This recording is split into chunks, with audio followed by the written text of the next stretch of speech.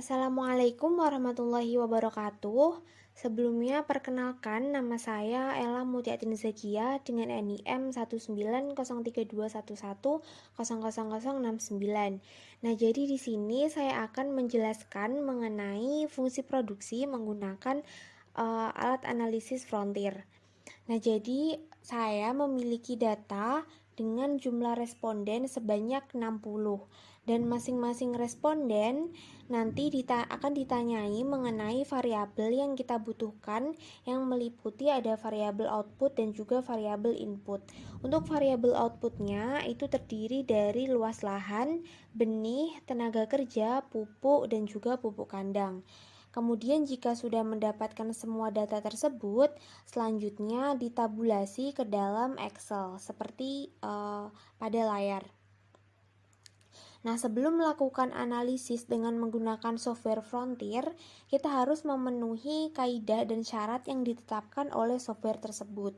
Seperti nama responden di sini tidak boleh tercantum sebagai nama responden, sehingga kita harus mengganti dengan nomor urut. Kita ganti nomor urut dari responden 1 sampai dengan responden 60. Di sini saya akan mengganti nama urut respondennya. Nah, setelah itu aturan yang kedua yaitu pada kolom kedua ini harus berisikan jenis data. Nah, karena data yang kita miliki ini merupakan data cross section, maka jenis data ini kita akan menggunakan kode 1 untuk semua datanya. Jadi kita tambahkan kolom-kolom dan kita isi dengan jenis data menggunakan kode 1 semua dari responden 1 sampai dengan 60.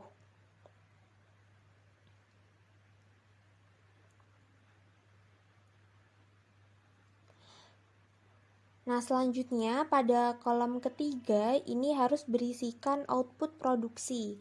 Nah, kemudian pada kolom-kolom selanjutnya itu bisa berisikan input. Mulai dari luas lahan, benih, tenaga kerja, pupuk, dan juga pupuk kandang. Kemudian, langkah pertama dalam menggunakan software Frontier ini, kita harus mengubah jenis data output dan juga data input ke dalam bentuk len. Caranya, tinggal kita ketik saja sama dengan len kurung buka, kemudian klik data yang akan kita lenkan dan enter. Nah, setelah itu tinggal kita drag ke samping dan juga ke bawah.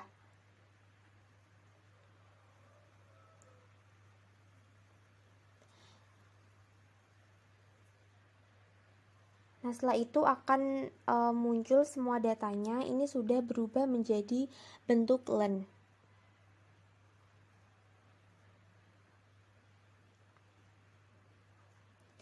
Nah, tidak lupa kita tambahkan tadi nomor urut responden dan juga jenis datanya. Kita juga pindah. Setelah itu, kita copy semua data yang sudah berbentuk len tadi ke dalam lembar kerja yang baru. Nah, kita paste, kemudian kita simpan. Nah, kita simpan ke dalam folder Frontier. Untuk namanya di sini saya akan ubah menjadi EPP. Lalu untuk tipe datanya kita ubah juga menggunakan MS-DOS atau dalam bentuk TXT ya. Kemudian kita save. Ini tekan yes.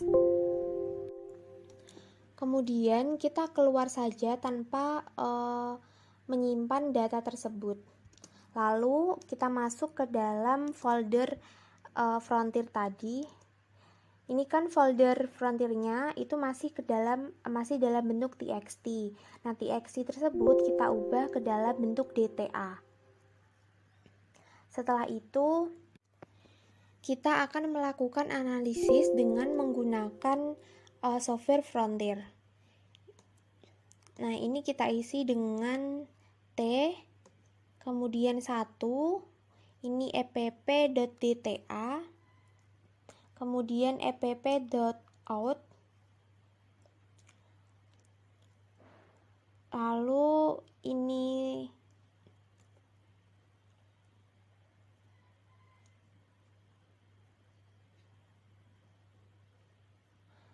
satu, kemudian yes, dan jumlah datanya itu ada 60.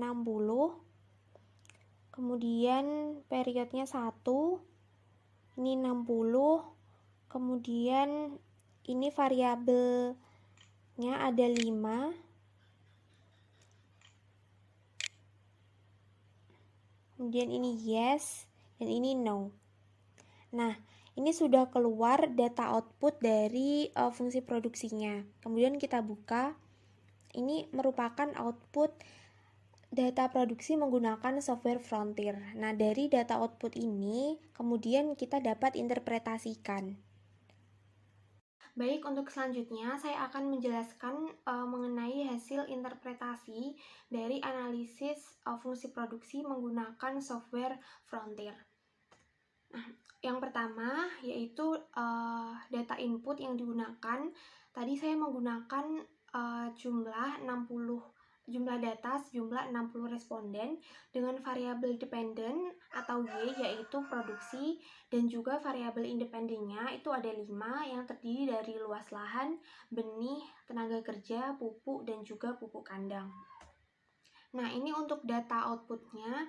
Data outputnya sendiri itu terdiri dari beta 0 sampai dengan beta 5. Untuk beta 0 itu disebut dengan konstanta.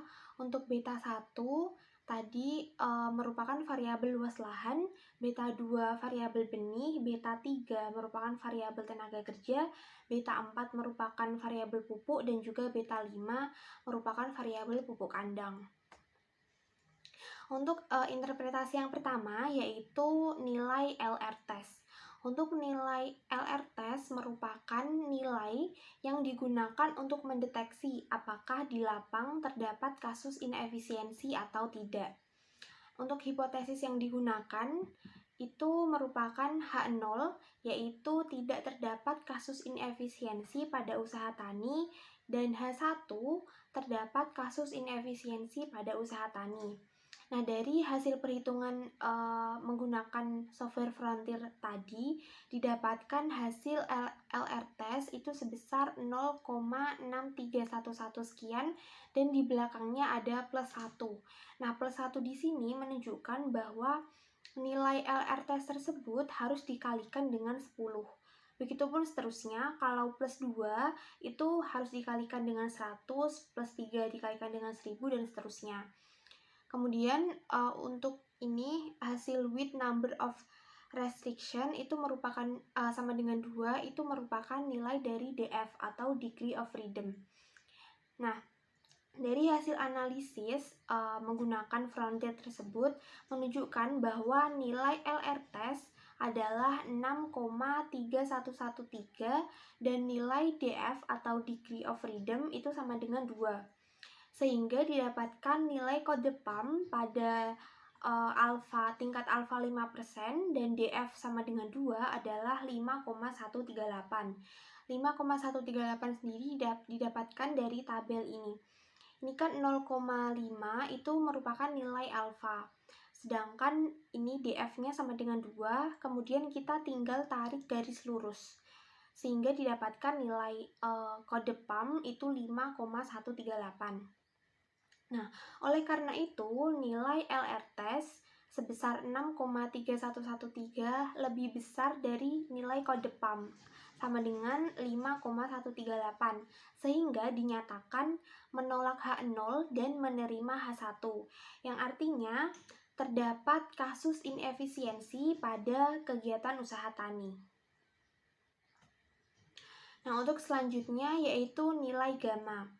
Nilai gamma itu merupakan nilai yang digunakan untuk menunjukkan persentase error term yang disebabkan karena adanya inefisiensi teknis. Nah, hasil nilai gamma itu dalam hasil output tadi ini ditunjukkan oleh ini yang terdapat di dalam kotak merah. Nah, dari hasil analisis menunjukkan nilai T rasio itu sebesar 17,1982. Itu didapatkan dari ini nilai T rasio. Ini kan nilai T rasionya 0,171, di belakangnya ada plus 2 sehingga dikalikan dengan 100, sehingga nilai T rasionya itu sebesar 17,1982. Nah, nilai tersebut lebih besar dari T tabel sebesar 2,004, yang artinya 94,93% error term itu disebabkan karena adanya inefisiensi teknis dan 5,7% disebabkan karena adanya resiko.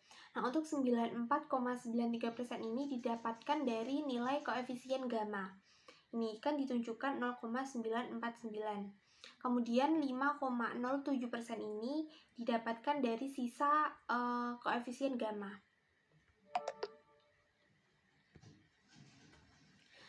Nah, untuk selanjutnya pengaruh variabel independen terhadap variabel dependen. Nah, ini saya untuk memudahkan penganalisisan, ini saya membuat dalam bentuk tabel. Nah, ini terdiri dari ada variabel luas lahan, benih, tenaga kerja, pupuk, dan juga pupuk kandang yang ditunjukkan oleh beta 1 sampai dengan beta 5. Untuk mengetahui apakah terdapat pengaruh signifikan antara variabel independen dan variabel dependen, itu dilihat dari ini, nilai T rasio dan juga T tabel. Misalnya pada variabel luas lahan, nilai T rasionya itu kan sebesar 4,6906. Itu lebih besar, hasil tersebut lebih besar daripada T tabel 2,004, yang artinya variabel luas lahan itu berpengaruh signifikan terhadap kegiatan usaha tani. Kemudian pada variabel benih, nilai T rasionya itu sebesar 2,787, sedangkan nilai T tabelnya itu 2,004. Itu kan lebih besar daripada T tabel, sehingga dinyatakan variabel benih itu berpengaruh signifikan terhadap kegiatan usaha tani. Kemudian pada variabel tenaga kerja, variabel pupuk, dan variabel pupuk kandang itu tidak berpengaruh signifikan dikarenakan nilai T rasionya ini lebih kecil daripada nilai T tabel. Untuk lebih jelasnya, saya lanjutkan. Untuk lebih jelasnya ini, pada beta 1. Beta 1 itu kan variabel luas lahan. Nah, nilai T rasionya itu sebesar 4,690, lebih besar daripada T tabel 2,004, yang artinya variabel luas lahan itu berpengaruh signifikan terhadap hasil produksi. Kemudian dapat diartikan juga jika X1 atau variabel luas lahan ini dinaikkan inputnya sebesar 1%, maka outputnya juga akan meningkat sebesar 0,792%. Nah, 0,792% ini didapatkan dari nilai koefisien beta 1. Ini nilai koefisien beta 1 itu kan ditunjukkan 0,792, sekian persen. Nah, sehingga outputnya akan meningkat sebesar itu. Kemudian pada beta 2, nilai T rasio itu sebesar 2,787, lebih besar daripada T tabel sebesar 2,004, yang artinya variabel benih atau X2 itu berpengaruh signifikan terhadap hasil produksi. Dapat juga diartikan, jika variabel X2 atau benih ini inputnya dinaikkan sebesar 1%, maka outputnya juga akan meningkat sebesar 0,279%. Nah, 0,279% ini juga didapatkan dari nilai koefisien beta 2. Untuk selanjutnya pada beta 3. Nah, beta 3 merupakan variabel tenaga kerja dan didapatkan hasil beta 3 itu tidak berpengaruh signifikan dikarenakan T rasio sebesar 1,083 itu lebih kecil daripada T tabel sebesar 2,004. Nah, dapat diartikan bahwa jika input tenaga kerja dinaikkan sebesar 1%, maka outputnya akan turun sebesar 0,162%. Nah, 0,162% ini juga didapatkan dari nilai koefisien beta 3. Lalu pada beta 4 atau variabel pupuk, Berdasarkan hasil analisis diketahui bahwa variabel pupuk tidak berpengaruh signifikan dikarenakan T rasio itu sebesar min 3,956. Itu hasil tersebut lebih kecil daripada T tabel sebesar 2,004, sehingga dapat diartikan jika X4 atau input pupuk ini dinaikkan sebesar 1%, maka output akan turun sebesar 0,177%. Begitupun pada beta 5 atau variabel pupuk kandang, variabel tersebut tidak berpengaruh secara signifikan terhadap hasil produksi dikarenakan T rasionya itu lebih kecil daripada T tabel, sehingga dapat diartikan jika input pupuk kandang atau X5 ini dinaikkan sebesar 1%, maka output akan turun sebesar 0,034%. Nah, selanjutnya pada analisis uji efisiensi. Nah, pada output hasil frontier tadi, analisis uji efisiensi itu ditunjukkan pada gambar ini. Mulai dari responden 1 sampai dengan responden 60. Nah, petani itu dapat dikatakan efisien secara teknis jika memiliki nilai efisiensi teknis itu lebih dari 0,8. Nah, sekarang pada uji efisiensi, misalnya pada petani 1. Petani 1 ini memiliki nilai efisiensi teknis sebesar 0,909. Nah, nilai tersebut itu kan lebih besar daripada nilai efisiensi teknis 0,8 kan, sehingga dapat dinyatakan bahwa petani 1 itu telah efisien dalam melakukan produksinya. Nah, begitupun pada petani yang lain, misalnya pada petani nomor 2. Petani nomor 2, kemudian petani nomor 3, nomor 4, dan seterusnya yang memiliki nilai efisiensi teknis sebesar 0,8 itu dinyatakan telah efisien secara teknis dalam menjalankan produksinya. Kemudian untuk contoh yang belum efisien, ini ditunjukkan pada petani nomor 21. Nah, ini kan petani nomor 21 memiliki nilai efisiensi teknis sebesar 0,794. Nah, nilai tersebut lebih kecil daripada 0,8, sehingga dapat dikatakan bahwa petani tersebut belum efisien dalam melaksanakan usaha taninya. Nah, begitupun dengan petani lain yang memiliki nilai efisiensi teknis kurang dari 0,8 seperti pada petani nomor 23, nomor 27, kemudian pada nomor petani 29, 30, dan seterusnya. Kemudian yang terakhir itu nilai mean efisiensi atau nilai rata-rata dari uji efisiensi. Nah, dari kegiatan produksi secara keseluruhan itu jika dilihat dari mean efisiensi sebesar 0,851, itu kan nilai tersebut lebih besar daripada nilai efisiensi teknis. Nah, hal tersebut menandakan bahwa rata-rata kegiatan produksi yang dilakukan oleh petani itu dapat dikatakan efisien secara teknis karena memiliki nilai efisiensi teknis lebih dari 0,8.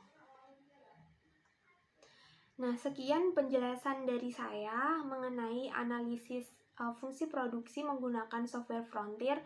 Mohon maaf apabila terdapat kesalahan baik dalam penjelasan, tutur kata maupun perbuatan. Saya mohon maaf. Terima kasih. Wassalamualaikum warahmatullahi wabarakatuh.